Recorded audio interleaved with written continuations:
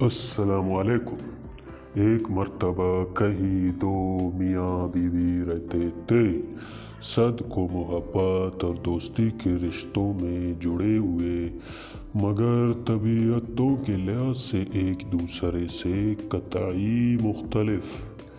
خاوند نہایت پرسکون اور کسی بھی حالت میں غصہ نہ کھانے والا، تو بیوی نہایت ہی تیز و ترار اور معمولی بات پر غصہ سے بھڑک اٹھنے والی۔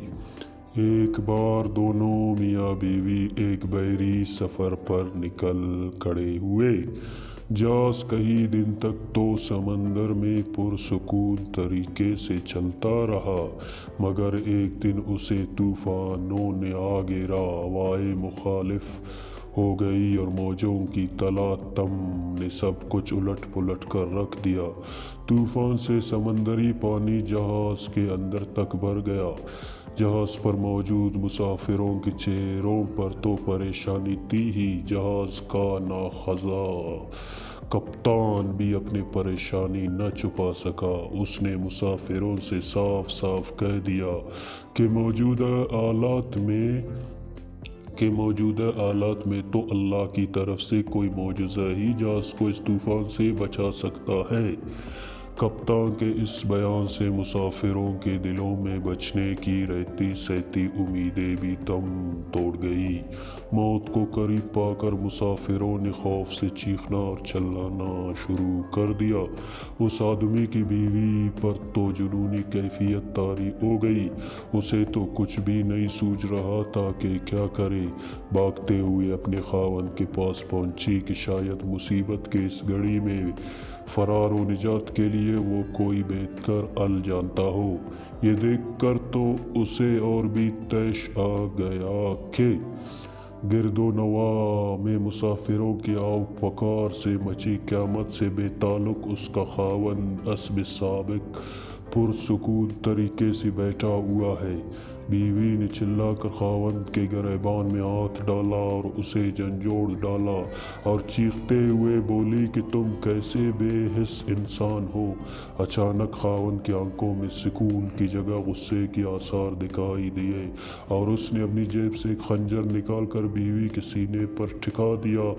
سپاٹ چہرے اور خشک لہجے میں اس سے پوچھا، اب بتا، اس خنجر سے ڈر لگ رہا ہے کیا؟ بیوی نے خاوند کے چہرے پر آئی ہوئی خونخواری کو نظر انداز کرتے ہوئے کہا، نہیں۔ خاوند نے پوچھا، کیوں؟ بیوی نے جواب دیا، کیوں کہ یہ خنجر ایسے ہاتھوں میں ہے جو اس سے پیار کرتا ہے اور اسے ان ہاتھوں پر مکمل بھروسہ بھی ہے۔ خاوند نے مسکراتے ہوئے کہا، بالکل اسی طرح ہی تو ہے میری مثال ہے۔ یہ خونخوار اور پرہیبت موجیں اس ہستی کے ہاتھوں میں ہے جو مجھ سے پیار کرتا ہے، اور مجھے اس ذات پاک پر پورا بھروسہ بھی ہے۔ پھر ڈرنا کس بات کا؟